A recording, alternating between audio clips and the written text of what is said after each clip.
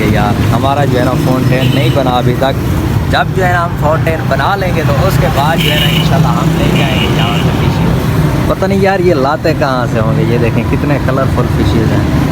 तो अभी जो है ना ये अंकल यहाँ से निकाल भी रहे हैं। तो ये देखें इधर पड़ी हुई हैं फिशेज माशाल्लाह, और इधर भी पड़ी हुई हैं, ये देखें। और इधर ये रेड वाली माशाल्लाह से अभी जो है ना ये सेटिंग कर रहे हैं यहाँ पर। तो ये जो है ना लगा रहे हैं यहाँ पर।